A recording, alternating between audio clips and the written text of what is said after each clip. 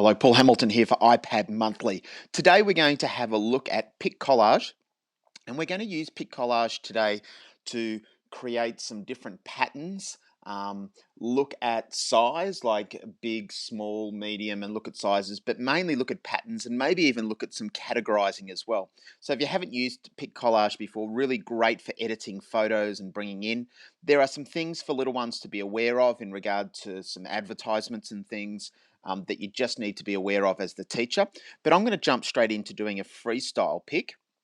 I'm going to select photos, and this goes straight to my camera roll. And what I'll actually do is I'll grab one of our leaves and hit the little ticky box at the top right hand corner.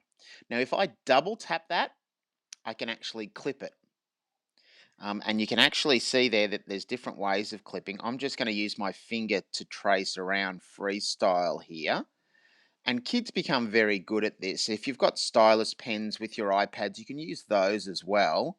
But for now, we'll just do this one. Hit ticky box.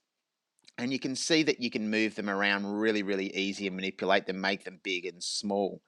So what we might do is just bring in one more. So that's tapping on the screen, photos, going to your camera roll. Let's select a different color and a different leaf just so we can get some patterns. Double tapping for clicking. I love that it automatically enlarges it too, so we don't have to have our students kind of resizing and pinching and so forth. And there we go there. We've got two leaves. We'll make that about the same size.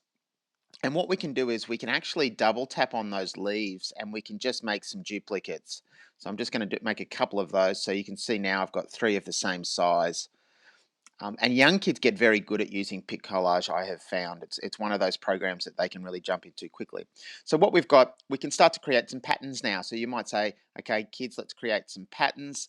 And this is a great way of differentiating with kids too, because kids that have a better understanding of patterns can actually do some more complex ones. So they might start to do kind of one.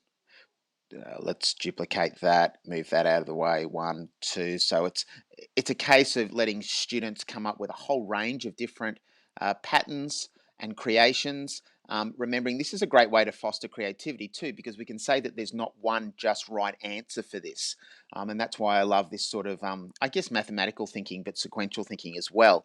And then what we can do also, the bottom left-hand corner, we've got some kind of background templates. If you go past these, we've got things like some categorizing. So you could actually do some categorizing in regard to, okay, all the brown ones are going to go here, green ones here. And you might say, okay, let's make a duplicate of that, make that a little bit bigger. And so you could have the bigger leaves in that one. And at the end, you can save in a whole lot of different ways. And probably the best way is obviously is just saving straight to your library. You can see there it's been saved to my library already there. So that's just a really, really great way. If I go to my photos now quickly and just see if that one's there. There it is there. It's been categorized. Just a fantastic way of getting kids to starting to manipulate images, starting to look at patterns, and also look at some classifying and some possibly some scientific concepts there with classifying and analysing different features and elements and so forth. Paul Hamilton here for iPad Monthly, signing off.